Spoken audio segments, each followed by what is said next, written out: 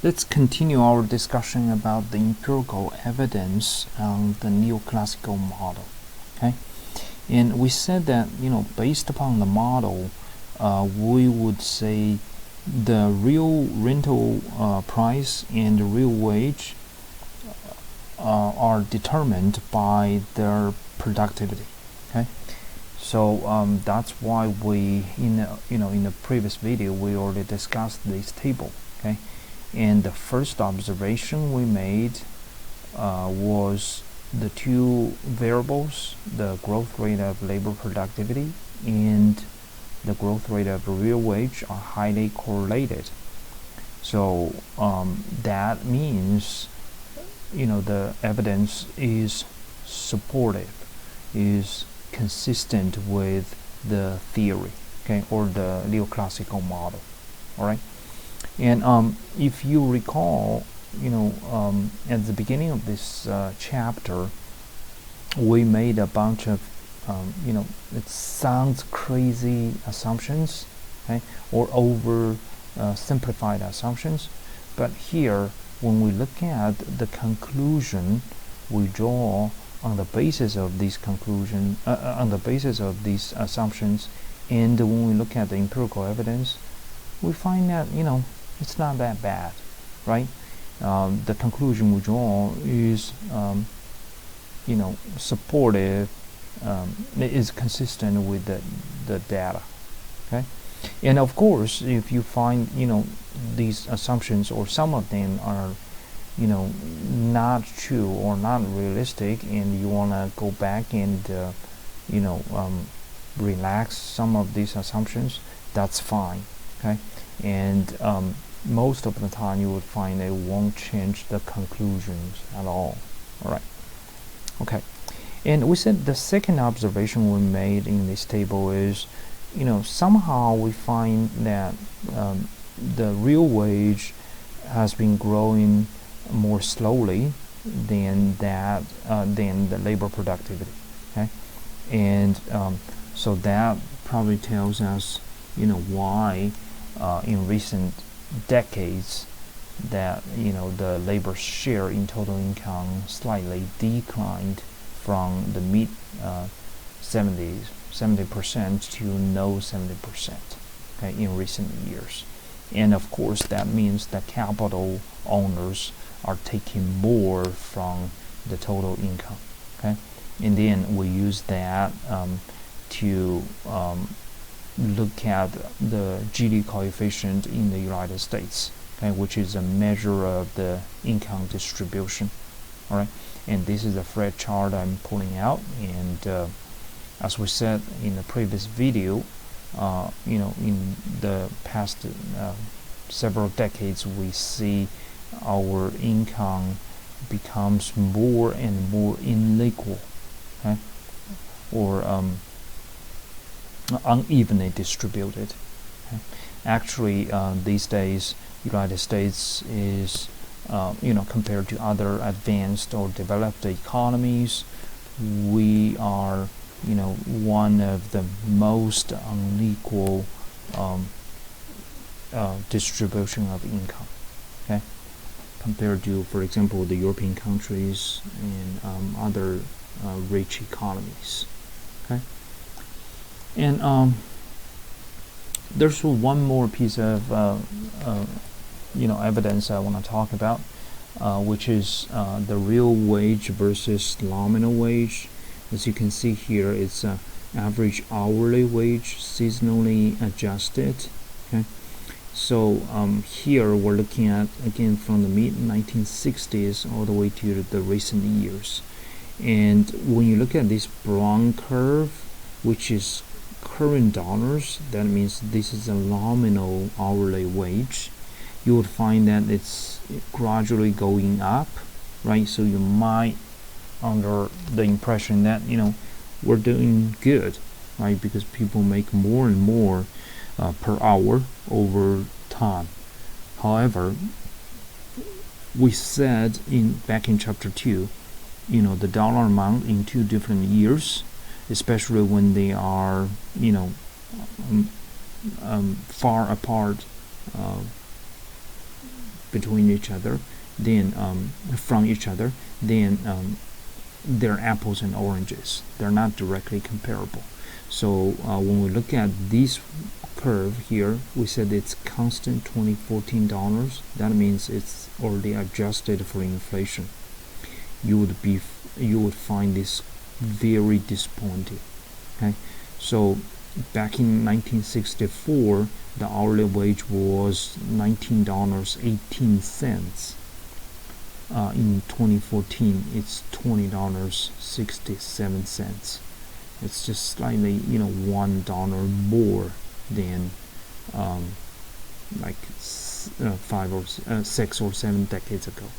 Actually, the peak of the real wage appears in early 1970s, which is higher than today's level. In other words, we're saying that the American middle class did not really benefit from the economic development in recent decades.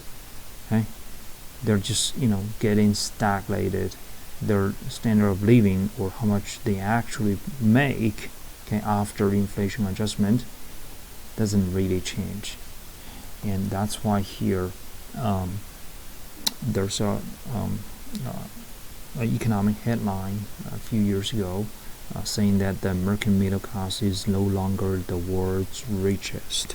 Okay, and during our virtual meeting, I can show you this article, and we can talk more in depth about some details, some interesting charts in that article. Okay.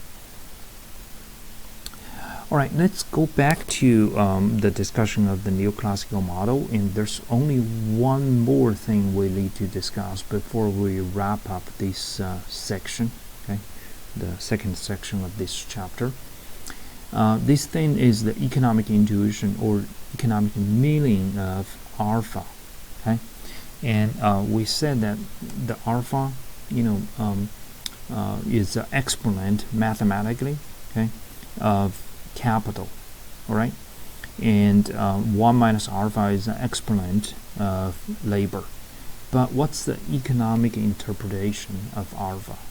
So here again we do a little math. It's pretty simple. Previously we already derived these, right? We said that the real wage is determined by the labor productivity. Okay, so here what we would do is we would multiply both sides by L, so this guy canceled out, and on the left hand side it becomes W over P times L, and then we divided both sides by Y, the total income. So that's why here we get W over P times L divided by Y, and on the right hand side here the Y in the numerator and denominator canceled out. So what's left over on the right hand side is just 1 minus alpha. Now let's look at this. On the left hand side, this is the real wage times the units of labor, right? So the numerator is the total labor income, okay? How much all the workers across the country make together, okay? And divided by total income. So the left hand side is the labor's share of total income, right? How much labor makes and how much we all makes, including labor and capital. So this is the labor's share in total income, which equals 1 minus alpha. Do you think we know the value of alpha and how we should interpret it? Okay. Now we said that in the total income there are only two components: labor income and capital income, right? And then if the left hand side is the labor share, then the right hand side should be labor share as well. Okay, and the total income will be 1, right? The share will be 1, and minus something, and then we get the labor share. Of course, here alpha should be capital's share of total income. All right. So that's why, you know, this one, you can imagine this number one represent total income, right? Minus capital's share of income, then we're gonna get labor's share, right? And the value of alpha, if you remember this, you know, what we checked out here, we said the labor's share is approximately 0.75, right? And then here, as you can see in the vertical axis, here the number 1 means the total, right? If the labor's share is 0.75, of course the capital's share of total income would be 0.25. So here alpha equals 0.25, okay, for the US case. All right. Now here we already wrap up our discussion about this section, okay? And on this slide, the only thing I would like to remind you is, or bring up to your attention is, remember alpha is the exponent of capital, so it represents the capital's share. Okay, 1 minus alpha is the power of labor, so 1 minus alpha is the labor's share. All right. So here we basically wrap up our discussion of the Neoclassical model, okay? And we find that, you know, the model tells us some important conclusions or insights about, you know, the market for factors of production, okay? And the next section of this chapter, we're going to continue this discussion, and more specifically, we're going to, go back to the markets for goods and services and to discuss its demand. It's called aggregate demand for goods and services. Okay, logically, this means, you know, once the households figure out, you know, how much they can make from, you know, providing their factors of production, like labor, like land, like, you know, machinery, equipment, then they can make the budget and figure out, you know, how much they would like to buy in terms of goods and services. Okay, so that's the next section.